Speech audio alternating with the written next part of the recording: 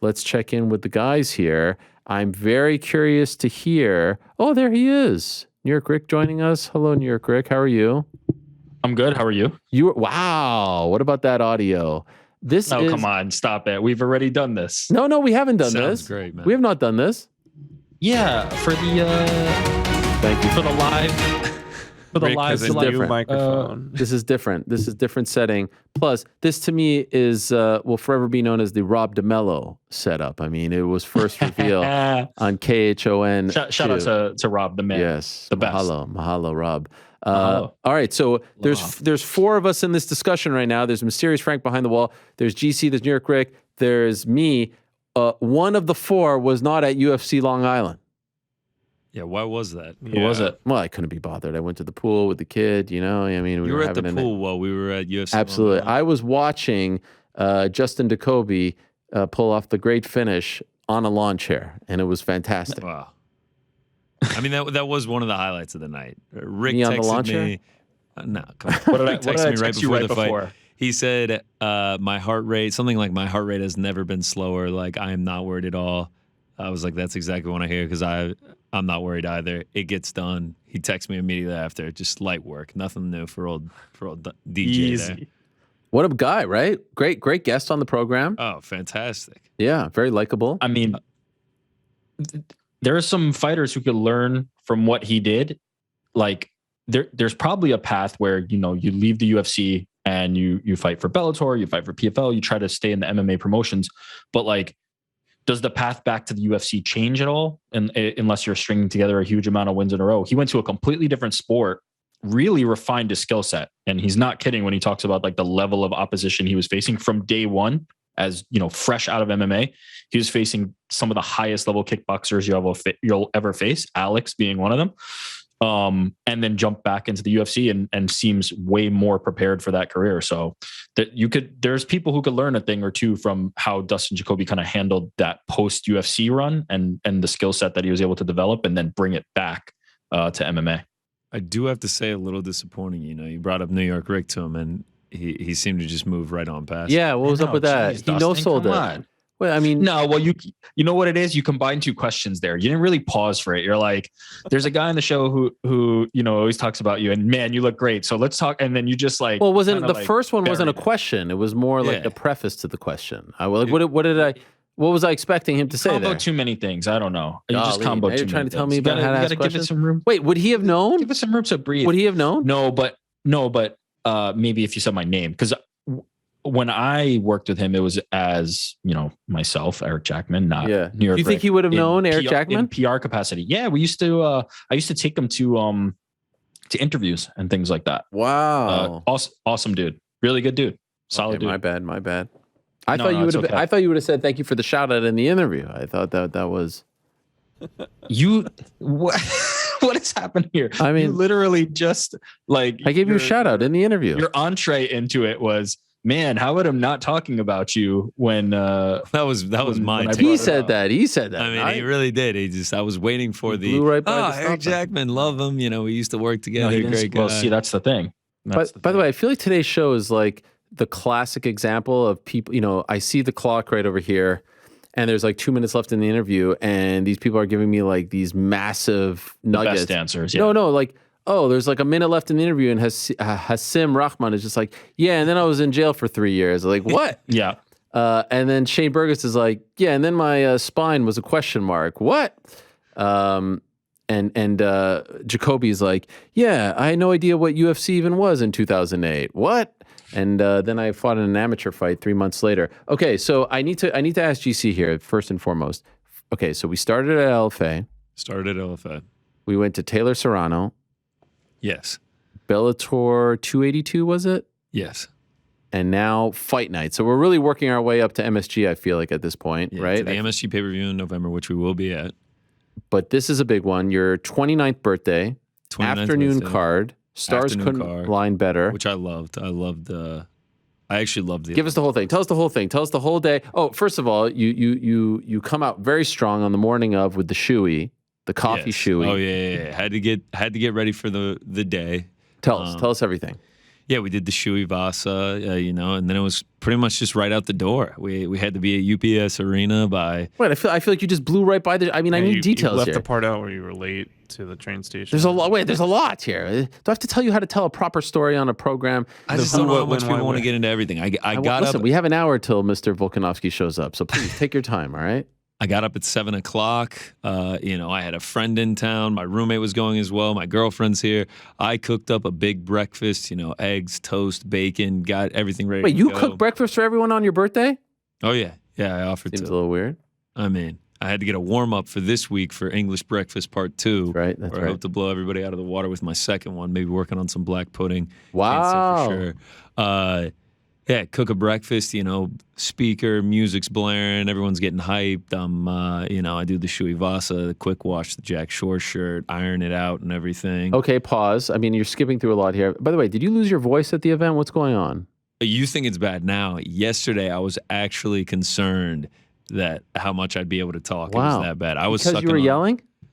Yeah, oh yeah, going crazy. Especially like that Matt Schnell, Suma Darji. Like I had the under 2.5 too. I was a little bit worried I was gonna get bad beat, and I am like screaming. I am like, please, like end the fight. Like, and it's just going so crazy. I'm going wild. Yeah, yesterday. I mean, I was doing the lemons, the tea with the honey, lozenges to get the voice back. Yeah, I was going hard. Okay. Well, it sounds fine now. I'm sorry for bringing it up, but I didn't notice even before the show. So you did the coffee. Why'd you do the coffee and not beer? I don't know. It was morning. It was like 8 o'clock. Okay. 8:30. I was worried about the shirt because you said it was a 1 of 1.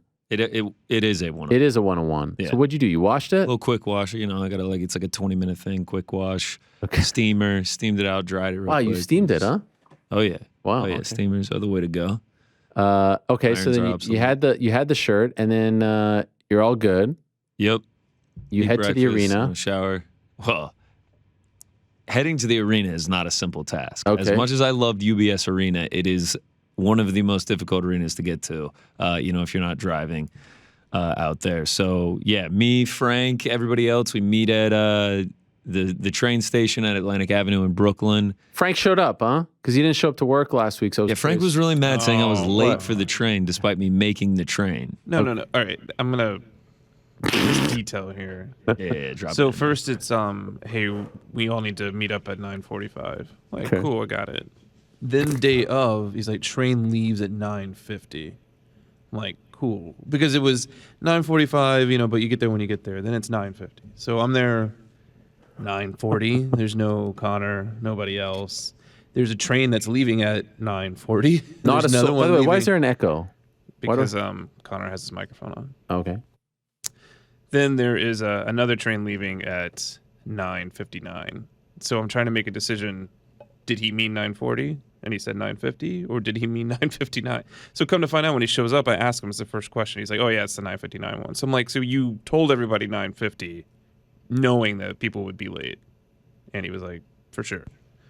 That's correct. You also left out the part you asked me, why am I late? Because my subway that takes me there was just not running on that day. So I had to Uber, got stuck in traffic, the whole thing. Still make the train. Everybody makes the trains. We had a crowd of 10 people going. That's why I said, everyone get there at 9:50. I didn't want anybody missing the train to get out there. So you get on one train, you ride for a few stops, you transfer, you ride for a few stops. We get there. There's supposed to be a shuttle to take you to the station from the train. It's so crowded, we can't get on the shuttle. We're like, okay, it's like a 20-minute walk. We'll just walk.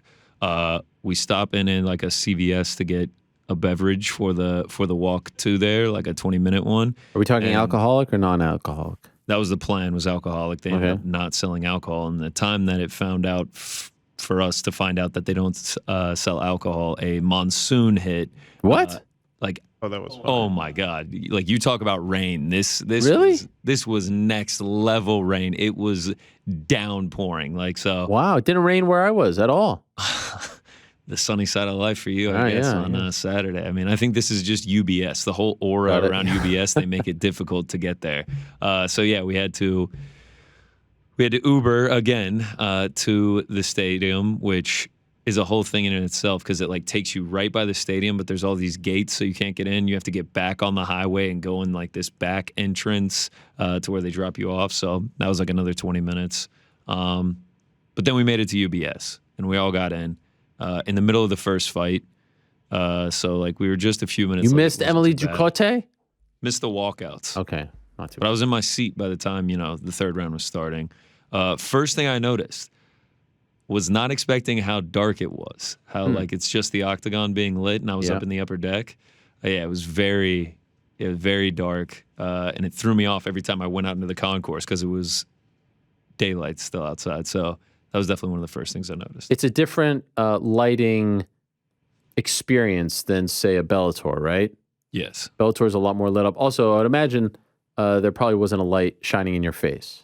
There was not a light shining in my face. It was huge. Also, these are bigger arenas, so like when you get up top, it like really gets dark. But overall, the music, and I want to get into some of the details here, but the music, the presentation, like we got to give props where it's due. No one puts on a show like the UFC. The energy. Props where it is due. I mean, after going to LFA and after going to Bellator, like this was a whole new level. Like I was having fun the entire time I was there. Like you never really felt bored. They play these great promo packages in between fights. They're playing good music. Obviously the crowd is more hyped. Like there's just more energy around everything. So like the time in between doesn't feel like boring at all. It was the presentation thing. One thing I will say, I missed the supposedly there's like a legendary video that gets played before the main card. Bubba O'Reilly? Yeah, I missed it. Yeah. Where were you? Yeah. Rubenstein. I was What? meeting him. Yeah. Troy's running out, peeking around the curtain. He's like, "Hey, no, you're missing the video." Yeah, so I missed that. Manager to the Stars, Danny Rubenstein of Ruby Sports and Entertainment hits me up to say that he's seeking you out. He has heard that you're in the building. He wants to meet you. He wants to hobnob. He wants to talk with you. And you guys, I was at the pool. I didn't realize this is his main card. You missed the iconic Bubba O'Reilly at your first UFC? Yeah, sacrilegious. He said it's not that great. He said he's seen it a million times. Well, of course he's seen it a million times. He says this, and then I get back to my seat, and my roommate like grabs me by the shoulder, and he's just like, "The hype video that they just played was so sick. I am so hype. I don't care how much tickets cost for the MSG show. I will be there." Like that's how hype this video just got me. By the way, Sean Shelby, matchmaker to the Stars, actually, a lot of people don't know this, edited the first version of that highlight reel like over a decade ago. He was bored one day and just put it together. And then now it's evolved into this thing, and it's before every event. Wow, I can't believe that you MSG. I will be glued to my seat to see it. Now, I was talking to TST, a mutual friend, of course, and he told me that you guys couldn't walk an inch without you getting recognized. People shouting you out, Mr. GC, taking pictures, shaking hands. True or false? I don't know about an inch, but yes, there were quite a few people that came up, said they loved the show. Yeah, it was pretty crazy. It was really cool. Thank you to everyone. Everyone was super nice, One fan bought me a beer, which was cool. Which is super sketchy as well. I mean, there's no chance I'm drinking that beer. I split it with a friend, just in case we go down on this ship together. Everyone was incredibly nice. I mean, it was such a cool experience for that to happen. People recognizing me from the show. That was very, very cool. Were you shocked by this? Were you surprised? I mean, people had been hitting me up on Twitter and Instagram, asking me what section I was going to be in. So I guess I was kind of expecting, to meet a couple of people that watched the show. But the amount of people, yes, was definitely surprising. Wow, what are we talking? 50, 60? No. No. We're talking like 100, 25 to 30 people. Well, Frank, is this accurate? I mean, you were there. It just felt like 100 people. It felt. Yeah. Did it get annoying at any point? Did you want them to leave you alone? It was just, we all kind of gave a hard time about it. They had fun with it. It was, that's never happened to me. So yeah, it seemed like even at Bellator. Bellator was like 5 or 6 people. This was far more. It was pretty crazy. So we're more popular as an entity, as a show. Certainly you are at UFC. I think that's interesting. Frank, anyone recognize you? No. Thought maybe, I think they did, and he gave him a fake name. I heard a rumor that you called yourself Tucker to someone else. Is that true? It was Trevor. Trevor, sorry. Yeah, I was going to say. Is that true? So you were trying to keep kayfabe. Yeah, when he tries to keep it, I completely blow it up. He's like, that's don't Frank. let him tell you that. No, don't let him fool you. I'm actually surprised that no one asked you for a photo so that they could say this is like Rey Mysterio without his mask. I think I give off that vibe that that's not happening. You weren't down. Right. I believe it was Alex Weber who you gave that name to, right? Yes. Yes. Interestingly enough, he knew. Yeah, and he was like, "Yeah, I've got your LinkedIn." And then my wife, excuse me, was like, "That's Shout something out- to be excited about, right?" Sketchy. Shout out to Alex Weber. He sat with guy. us. I can't remember what fight it was. He sat with us for a couple rounds. Him and TST hobnobbing. Both you and Eric have met Alex Weber. I haven't. Wow. Which is funny. Yeah. Eric met him, I think, at the Madison Square Garden bathrooms. And now you, right? Didn't he go up to you like while you were at the urinal or something? It wasn't quite at the urinal, but we were on our way in when maybe that's a time to wait on the way out. Yeah, but, Alex, listen. Nice enough guy. Nice guy. Very nice guy. Well put together. Well put. Wow. Chap. Wearing a suit? What was he wearing? Not a suit. I don't know. Just had, nice hair, glasses. Okay. I had never looked at his profile picture. The bar seems to be low for what you expect our fans to look like. Nah. The bar is high. He surpassed it. Wow. Good looking guy. Merch game, pretty subpar if that's what they're selling. I mean, We got I can't lie. I like the orange. The orange pops. Yeah. The poster on the back, which isn't That's too fine. great because I like it's like they just printed that with the thing way on. Like, with the way the fight went. Like, Yeah. I also purchased a poster that I'm going to get framed first UFC event. I had to do it. Price $40. A little steep for this. For that shirt? How much was the and poster? 30. Wow. And and this is a shirt that I'm worried like if I accidentally dry it one time. Oh yeah, you're done. It's done. Yeah. Like it's like sleeves are gonna be up Yeah, here. yeah. It's gonna be, I'll have midriff. So Yeah. it's not. I'm not overly excited about this. The orange is nice. Scale of 1 to 10. What are we giving UBS as an arena? I mean, UBS, I'm giving like an 8 or a 9. The arena itself is incredibly nice. And NewYorkRic, your experience was completely different because you were media. That's right. I was in the back working. You never went out. No. Wow. I was gonna try and sneak down to the floor for the main event to capture some social content, but the fighters were kind of coming through and Was this your first UFC event getting hectic. since coming to MMA fighting? Or No. were you were at MSG? MSG. Right. And Aforementioned Alex Weber. yeah. Oh, that's right. That's right. I didn't know who you were working for. I forgot. And UBS, what do you give it? Oh, that's a nice arena. I had been there. I went there with our A-Dub. friend of the show, Yeah. Robert Roberts, Pearson. Pearson, and saw a wrestling show there, and that is a really nice arena, really nice. It looks nice. Top of the line. I was impressed by the crowd. Seemed like a big crowd. They said it was a sellout. I was going to say there was a time years ago where you went on this whole thing talking about how great the Little Caesars arena is. I will not quite go on that lengthy of a sell down. That was the one where I talked about like everyone getting mad about the local columnist saying we need the big event. The local columnist, who said it wasn't like fitting of coming to the arena. What a column that one is. If you haven't seen it, go find that one. But it's quite a nice arena. Wait, Truly. so you were there at the press conference? It seemed like Dana was getting a little hot under the collar. Yeah, the Nate Diaz questions, the Jake Paul questions, rattled the cage a bit. Didn't He seemed happy with the Francis Ngannou question. Yeah, he did seem happy about that. Now, I didn't see everything. People, what were you going to say? He seemed more confused, but was it intentionally confused? Was it, they're confused about which one? About Francis? Yeah. At first. Here's the thing. I have to admit, I was a little perturbed. There was a lot of references to the Nate interview, but no one gave us credit. I mean, not a single mention. I was just about to say. Oh, Dana, Nate Diaz did an interview in this interview. I mean, can we get one name drop? Well, I mean, can we get one reference? Let me play devil's advocate for a second. I noted it. I understand. Let me play devil's advocate for a second. If Dana White is in that mood, right? The fastest way to not get any response or for this to go even further off the rails would be say, don't be so scared. By the way, say the MMA hour. That's better. Yeah, fair enough. I honestly think it's better if he gets further off. And by the way, first guy doesn't know that he's in that mood. I don't know who was first, but first guy could say, hey, Dana, Nate was on the MMA hour earlier this week. I'm sure you saw it. What do you think about X, Y, and Z?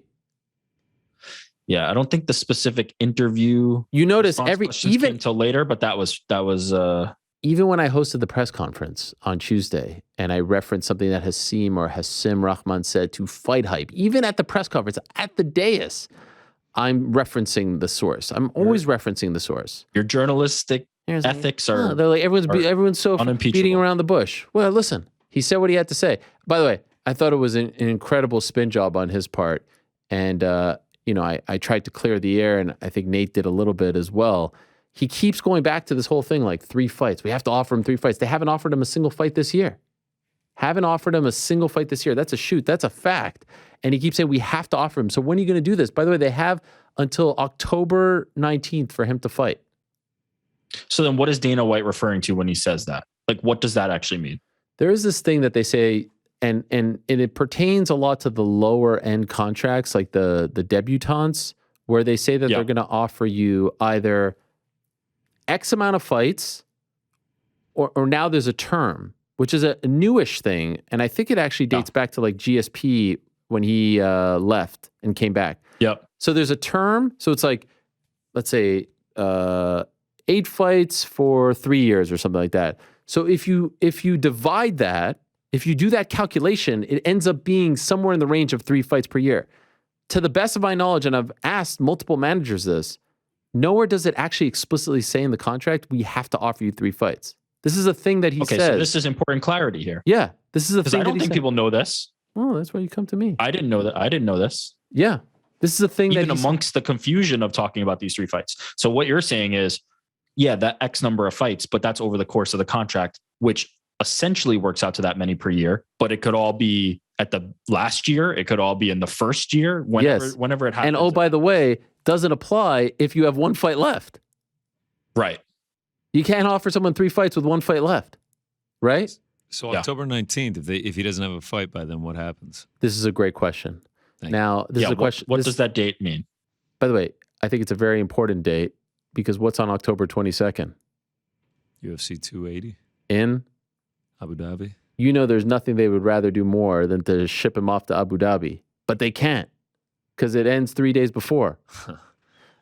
So the question is, what happens? I don't think it will get to that point because I don't think anyone wants to be in breach of a contract. That's why I think he ends up fighting September or so, and he probably doesn't get a lot of notice. But what does that date signify? Where does that come from? Oh, that comes from the term. So there's a term on every contract. Every contract, if I sign with UFC today, the contract will state I am signing for 8 fights or 4 years. And there's an end to that contract. My contract here, you know what I mean? Every contract has an end date. So August 15th, 2024 or something. You know what I mean? Yeah, and this is what we're talking when we think about Francis Ngannou's contract, essentially December quote, unquote, 31st. to an end. Yes. But is he a free agent after that? What happens? So no one is ever a free agent in the, like Shane Burgos isn't a free agent. Macy Barber isn't a free agent. Even though we say this, there's always a period of exclusivity in terms of they can negotiate, and then there's a period of a matching period. So it's like a long process to get to this point. This is, I think, essentially why Nathan wants to get this fight. And I think it's important to note as well, he has never said, I want out. Like, we have heard people that say, I want out. He just says, I want the last fight so that I can be a free man. So, like, I think it's really important to note that while he may come across as disgruntled or, done with UFC, he's not asking to be released today or yesterday or last week. He just wants that last fight. He wants to fulfill the terms of his contract.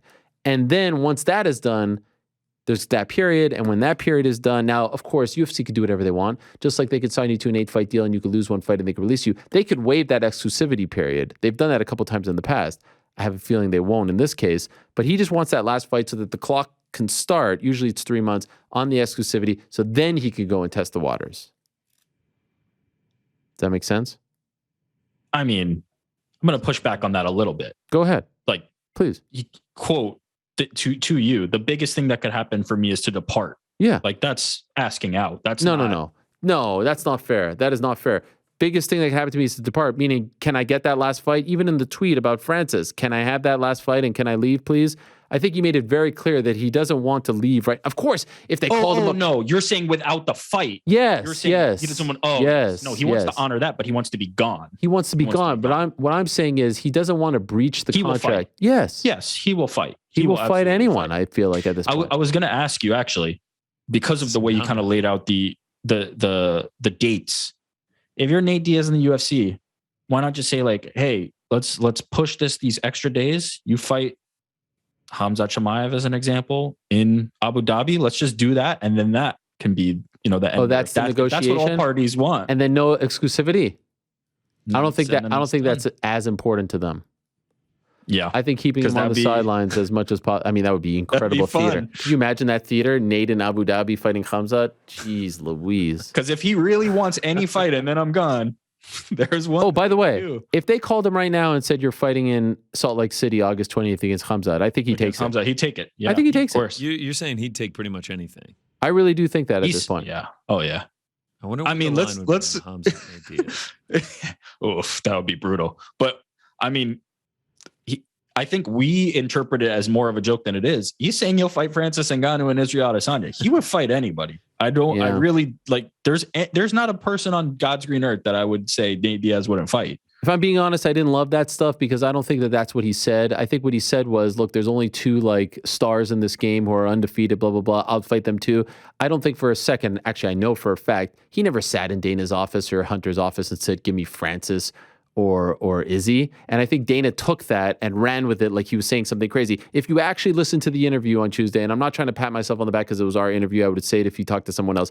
He was very coherent and very it was very easy to understand where he was coming from. This notion that Nate is some kind of crazy person that just speaks nonsense, as is the picture that they're trying to paint. And oh, by the way, exactly what he said was being done, devalue me in public, but try to sign me to this insane deal, to me is disappointing. It should not end this way. It doesn't have to end this way.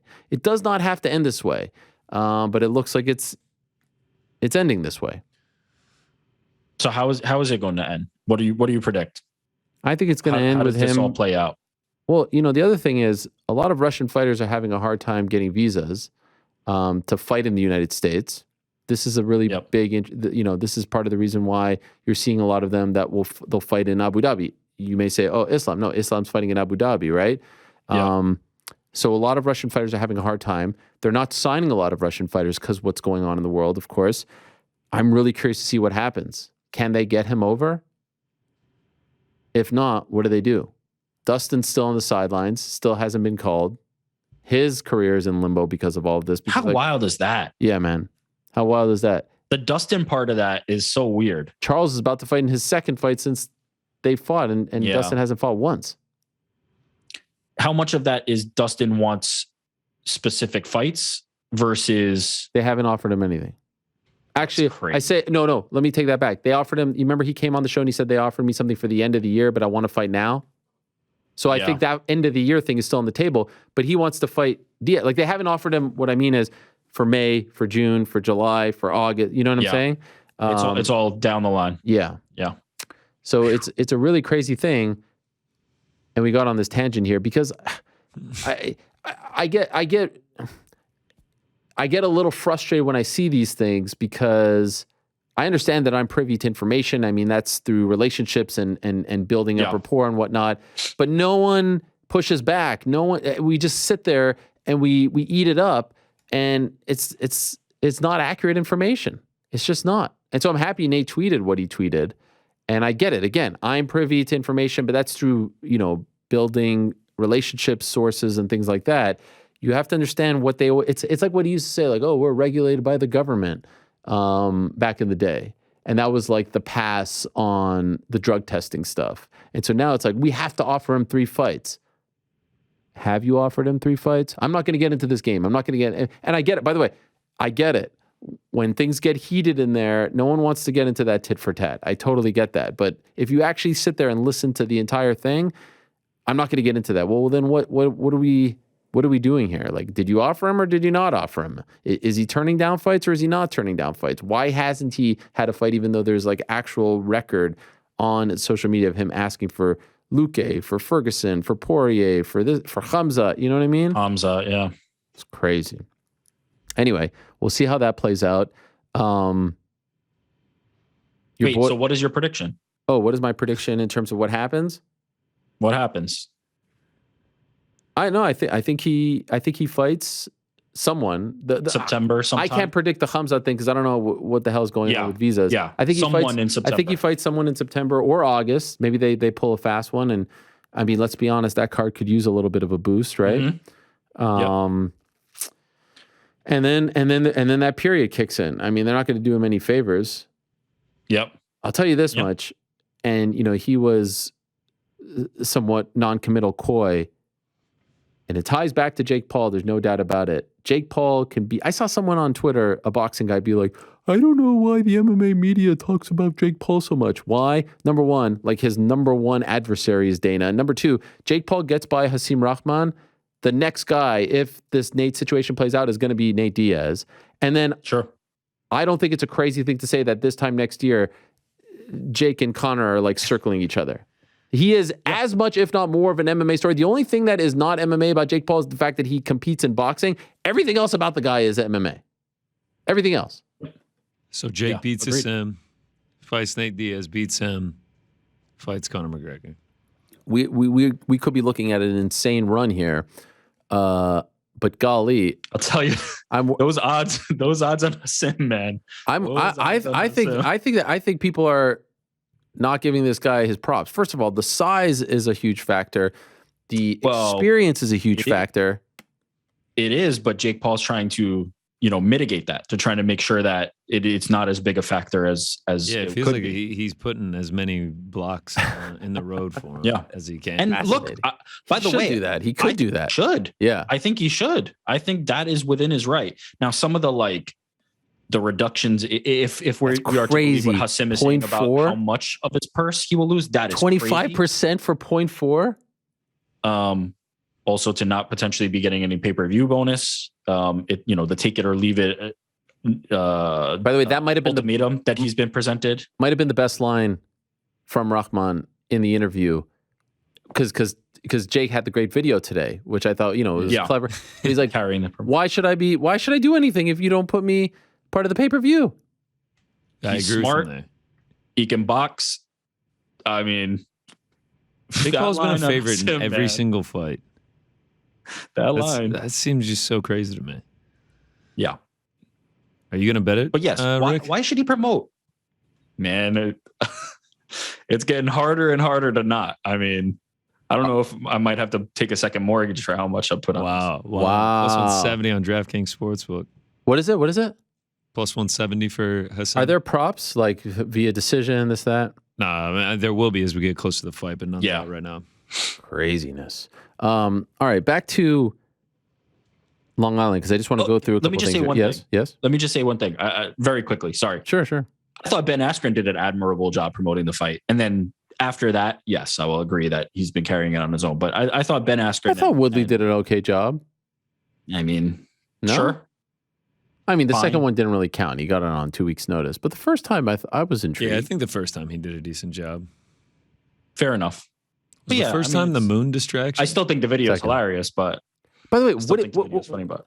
No one has anywhere near the resources that Jake has to put together videos like this. Like, other than doing interviews... The platform. Other than doing interviews, what can Rahman do? Yeah.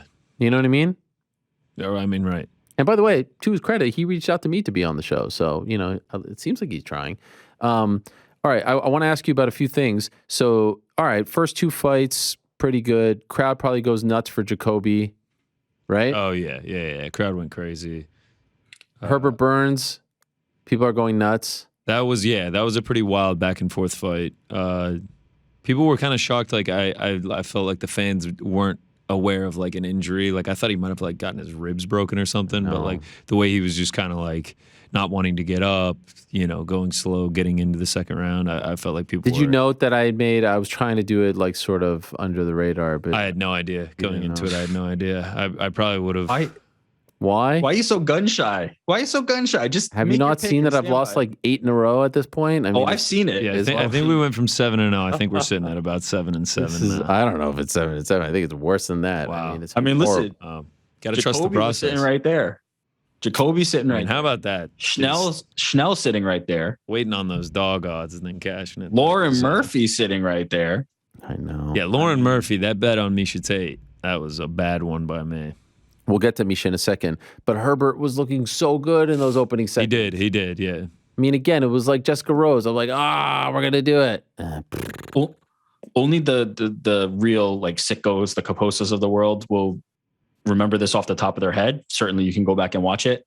But Corey Sandhagen versus Yuri Alcantara, like same exact thing. Just Carbon copy. absolute survival mode, looking like it's over, and then somehow getting out and then just pouring it on because nothing left. Like carbon copy of that fight. The toughness by both of them, you gotta give it up for that. And then we get to and we get to Jack. I was Jackie. hype. I was hype as hell. I mean, like one thing that I did notice in the arena, I mean, a lot of people wearing UFC shirts.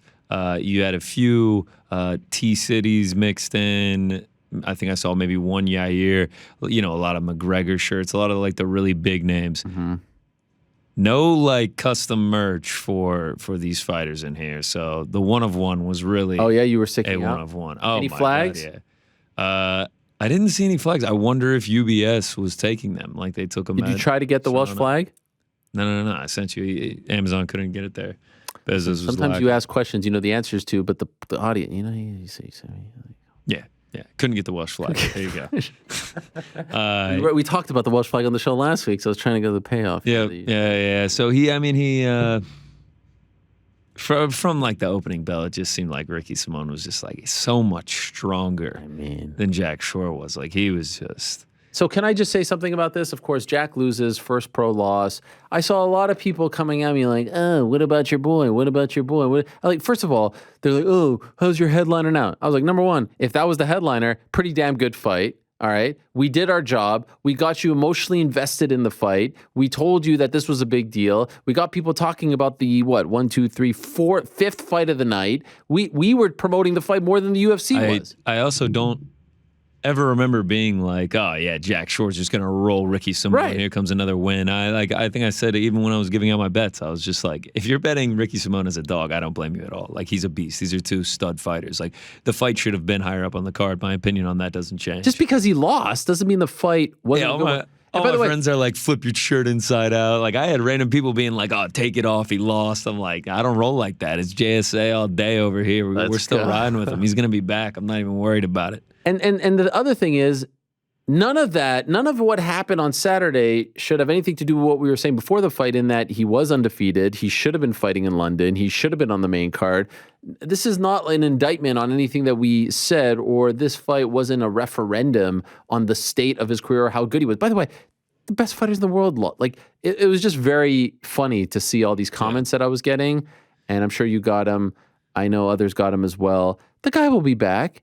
He met a buzzsaw named Ricky Simone. Yeah, Ricky Simone is a bless. stud, dude. Certifiably, he is a stud. I guess I missed it at some point, but the print that I put on my T-shirt, the thing that I tweeted out that I designed, Jack Shore Instagrammed it during the week. Really? And he's like, fight week, yeah.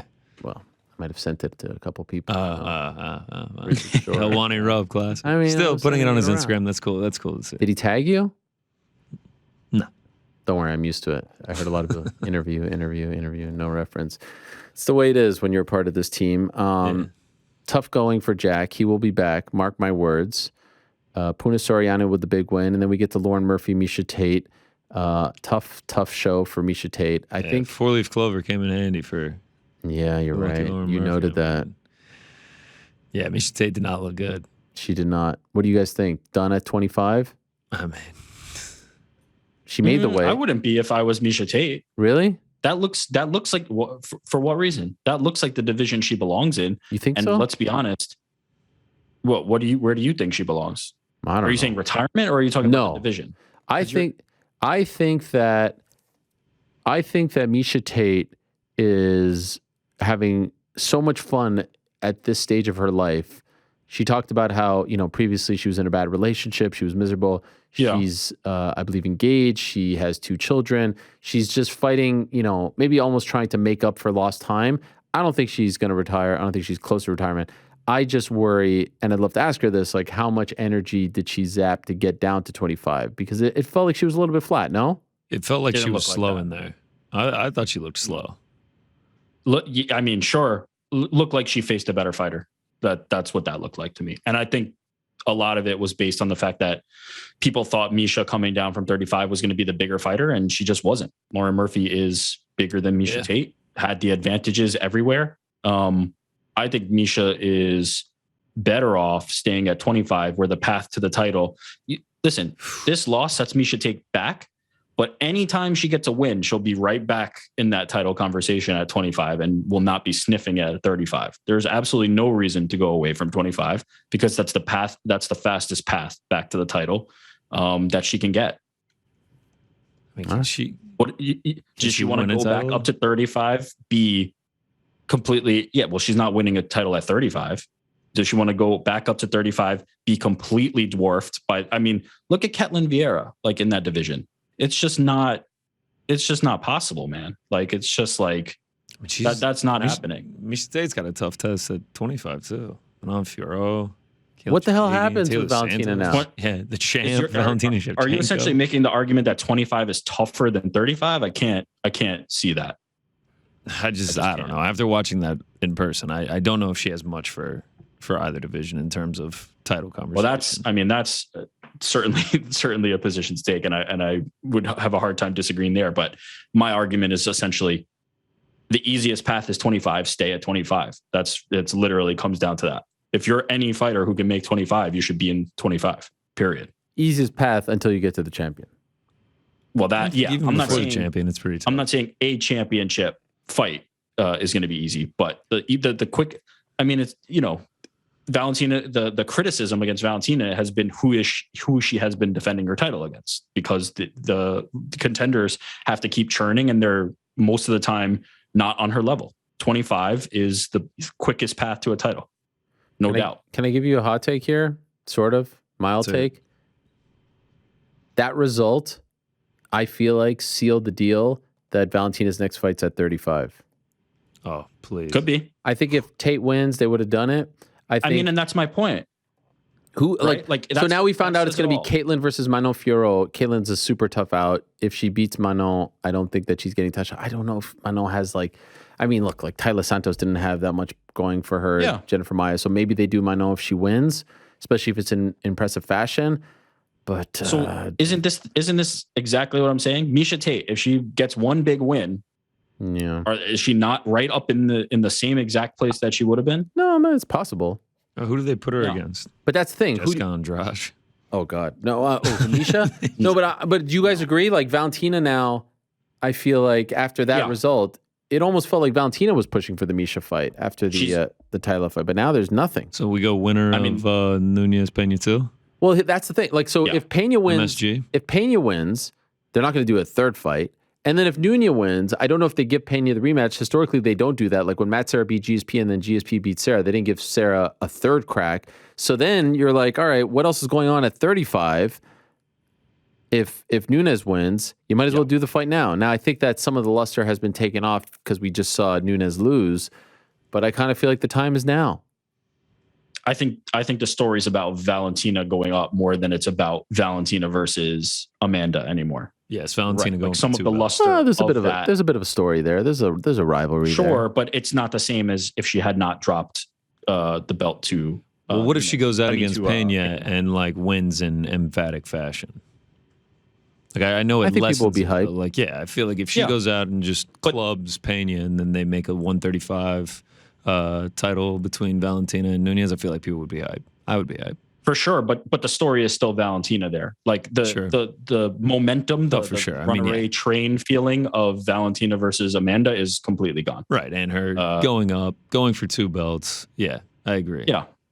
Let's just make sure we do it before the end of 2022. We'll be able to ask Valentina that question on Wednesday. Wow. Yeah. You've already revealed 2 people on the lineup. I just like to. Ricky Simone as well. giving Why it not away. do 3? Wow. Who else? Let's just do the whole. That's all I give got. the whole right now. thing. That's all I got. It's been Okay. very. I mean, 6 guests Okay. today. I mean, golly, give me a break. All right. So then we had that. Then we had the crazy Shane Burgos fight. Yeah, Charles Jourdain. Yeah. Burgos, the man. We'll get to your picks in a second. I've become Schnell, a big fan of Burgos just from that interview and from that fight. King of New York. Schnell, unbelievable. Li Jingliang, tremendous. That Li Jingliang was one of the craziest I was going. Like there was You were losing it? Oh, You're now a huge Lee fan, right? big fan. I mean, I had him at plus 155, but then everyone in our like section was cheering like very heavily for Muslim Salikov, saying like Leach didn't have anything. I was like the one guy cheering for Lee, and yeah, I mean when he got the KO, I mean, yeah, I was going nuts.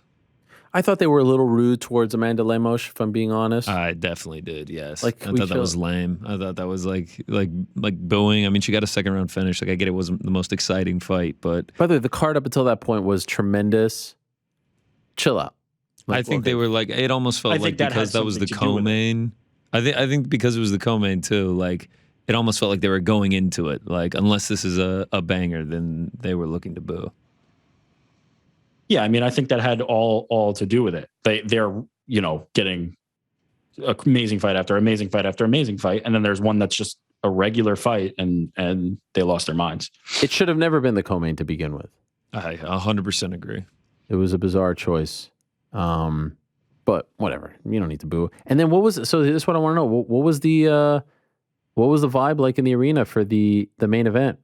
Going into it, Well, into it, but then also after, like how it ended. after it, Because it's hard to tell when you're there what the hell is going on, right? I have almost not seen an arena empty out faster.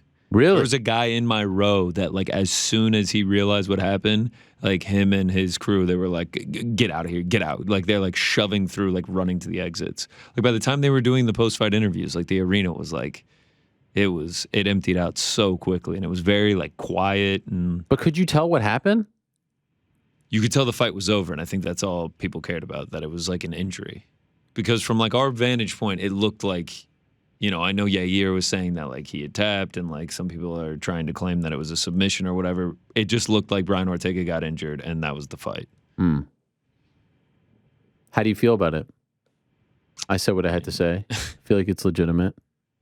I mean, it was a bummer, ending to the card. I know you were saying, like obviously it counts as a win for Yair, but I personally thought it was an unfortunate way to end the card. Now I think who was it? Dana saying Emmett, Yair, interim shot. Yeah. What about Arnold Allen, for God's sakes? What does Arnold have to do to get an important fight? Yeah, right. 9 in a row. So, who do you want? Can we talk about do we even need an interim shot? So what do you suggest? Who do you want? Yair? Yeah, what do you suggest? What? I mean, Alexander Volkanovski is the champion. What do we need an interim title for? So what do you do with Yair? Have him fight the next time that Alex fights at featherweight, So you're saying Yair gets a title shot off of this? or Yair versus Josh Emmett for number one contender. The interim Okay. belt is number one contendership. Why do we need an interim title? Okay, but I then like that. I wait, think Yair, Josh Emmett. Volkanovski just fought. I agree. He fought 2 weeks ago. But here's the question: so that means you're putting the kibosh on Volkanovski fighting at 55? No, he could fight at 55. Why do we need an interim title just for him to? But fight here's at the thing: 55? if he's fighting at 55 after thumb surgery, he ain't fighting at 45 for a year. By the time he comes back, it's going to be a year. Okay, so have a number one contender fight in the meantime, and then let's see how it shakes out. Or maybe he fights at 45 and then 55. Are you giving him the? If I'm Alexander, I'll say it like this: if I'm Alexander Volkanovski, I'm offended at the idea of an interim title. Luckily, we'll get to ask him in 15 minutes. Yeah, the fact that it's even discussed 2 weeks after I'm doing what I did, You feel like it would piss me devalues the off. belt? I Yeah, guess so. 100% it does.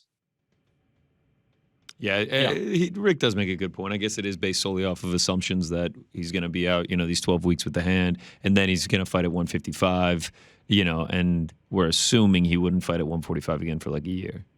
So, Yeah. Maybe not. But he has he has been very, very clear.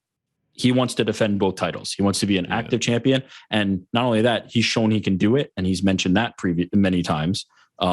Israel Adesanya, when he made his foray up to light heavyweight, we weren't all of a sudden looking for a new title. Like, let's just calm down on the interim title talk. So what do you Make do? a number one contender. You do fight. Yair Emmett? I think Sure. so, yeah. But they told Yair if he wins, he gets a title shot. Did they? Well, that's what he He said. says they did. Yeah. Well, what do you mean? Wow.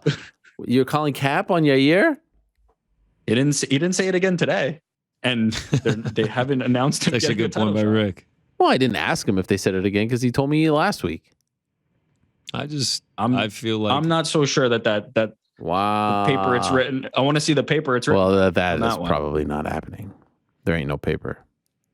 Yeah, no, just. And what do you do with Arnold Allen? I'm then? I'm not saying that there can't be. Look, throw him in that mix too. Well, who's he I'm fight? not saying that there can't be an interim title at some point. To have this conversation now is so premature. It's silly. Cater? sure. Cater Give Allen? him a top Why not? 5 guy. Why not?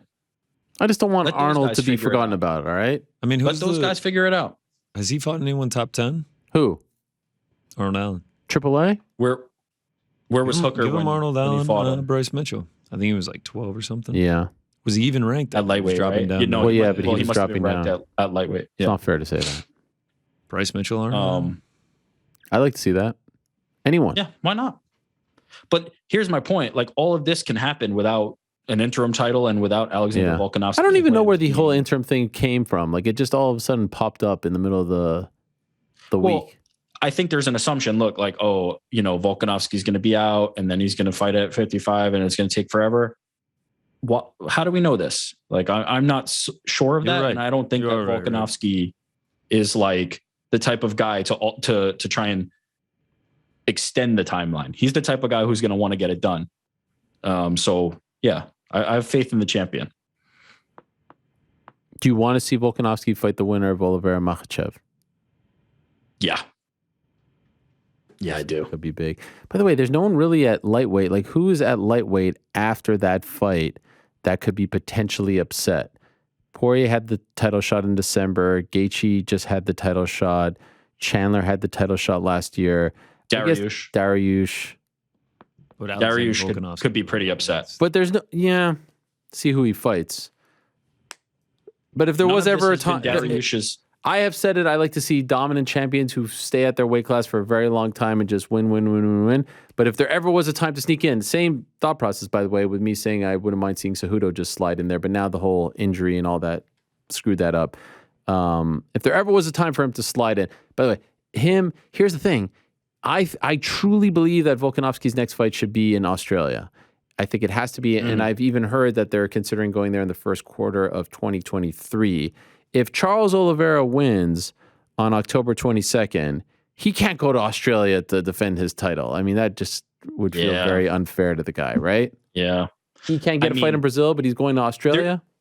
I get that, but man, if you dangle that in front of him and say you're going to have a huge fight in Marvel Stadium with Alexander Volkanovski, belt versus belt, that's a lot of money on the line. I could be convinced to take a trip and not go to Brazil. I could be convinced. I wish it was If I'm belt Charles versus belt, Oliveira. like Hogan and Warrior back at WrestleMania 6. Imagine. Yeah. Winner. Well, no, I mean, that's not fair. Winner gets That's both, not fair. What He if, can't take the featherweight title. Although, I mean, the guy had such a career at featherweight. As a token, it'd be pretty funny. would it be cool if they met at 150? Oh, Nope. catch weight, belt. Both versus belts belt. on the yes. No, it would not. What? It would not be cool at all. What? Because it's for the lightweight title. So no, it wouldn't be cool at all. I think. Well, how low can you go? But I guess you can't. It wouldn't be for the featherweight because that would be too much over the featherweight limit. Yeah, it would never be belt versus Right. belt in one singular fight. Would be fun. All right. So overall, a fun time was had. Very fun time. By the way, did you guys see Good each other there? Nah, Rick Nothing? can't be bothered. Wow. Listen, no. Wait a minute. Wow. Sounds Hold familiar. on. Receipts time. Wow. Sorry, hold on. Oh, pulling Hold out the on. text? Wait, gonna be well. Happy birthday, big dog. This is in the morning. Happy birthday, big Very dog. nice, From very me thoughtful. to Connor. Hit me up after the fights if you can still walk. I was assuming he'd probably be Right, under right. the table. He said, haha, thank you, man. You'll be shocked to know there was no text later. There was no check-in. There was no. Hey, By the way, this is by the way, what Max, we're up to. that makes two of us. Just for the record, I thought we were gonna. Yeah. So You thought we were going to meet up. couldn't be bothered. We were essentially on the other side of the earth from where you were, over in UBS. I mean, we get it. We walk out, $235 Ubers back to Manhattan. What? Train. Come on. I didn't Uber because we had to take the train all the way. It was a mess. 235. I didn't even know Ubers go that high. I will have to be so excited for an event. I will have to go to an event to get me to go back out there. Like I'm not going That big of a pain. I'm not going to an Islanders regular season game or anything like that. It's not a very convenient location for most people. By the way, Frank. Even for people from Long Island, it's not really Long Island. Right. It's kind of more Queens, to be honest. Yeah, it is. Frank, did you enjoy yourself? Oh yeah, I had a great time. Yeah. Highlight.